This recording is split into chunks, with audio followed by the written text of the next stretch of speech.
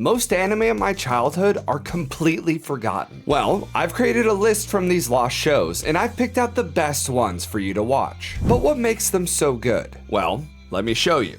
To kick things off, let me introduce you to the least forgotten of all these series, Yu Yu Hakusho.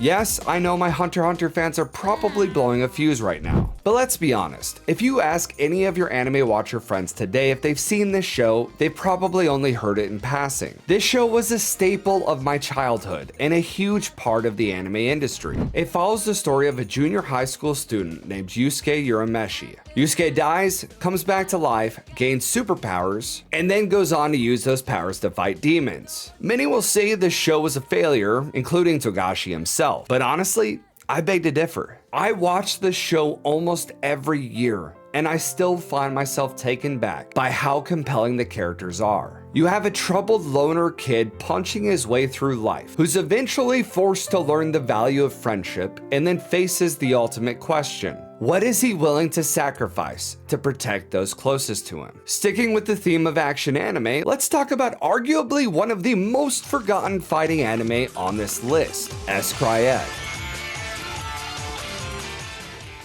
This anime is so insanely underrated that it literally hurts me to think about it. The story follows a young mercenary with special powers named Kazuma. And yes, his power is to punch things very, very hard. This show has everything you want in a shonen series though. A struggling hero, unique powers, and awesome fight scenes. It also has an underlining mystery to it as well, but I'll let you discover that for yourself. Speaking of awesome fights, there are few anime that can hold a candle to the amazing space battles of Outlaw Star.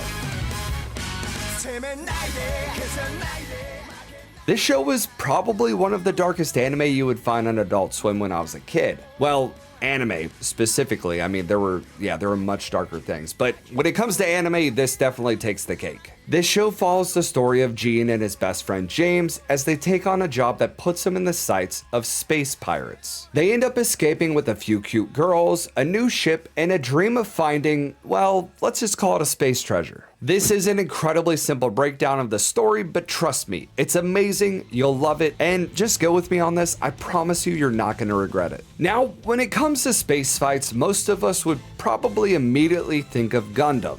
I mean, honestly, I would. If you said outer space anime, that's where my head's going. But there's one Gundam show that has been collecting dust for almost 30 years now. Well, more specifically, Stardust. I'm talking about Mobile Suit Gundam 0083, Stardust Memory. This show is literally one of my favorite Gundam shows of all time. Most people refer to it as Top Gundam, as there are many aspects of the series that were widely inspired by America's Top Gun. I love this series so much that I literally spent 3 hours on Google trying to find it one time. Yes, it's just that good. I'm not sure how many of you can relate to that, you know, trying to search the internet for a show you fell in love with as a child, but you don't know the name of it because you saw it on TV. And with all due respect, and I mean all due respect, the Gundam shows are a little oversaturated. There's like 50 series so far. Speaking of mobile suits though, here's one I can pretty much promise you that no one you know has ever heard of. Its name is Escaflowne. This show follows a high school girl transported to another world where she finds herself stuck in the middle of a conflict between a prince and an evil empire. Both sides use medieval designed mobile suits and the fights are epic. But to be honest with you, it's basically just a Gundam show with swords and shields. It's amazing. And just like Hitami was taken to this new world, I'm going to take you to a new one as well. Let me take you into a video game where monsters run wild. Monster Rancher. As Pokemon rolled out, so did many other monster taming stories.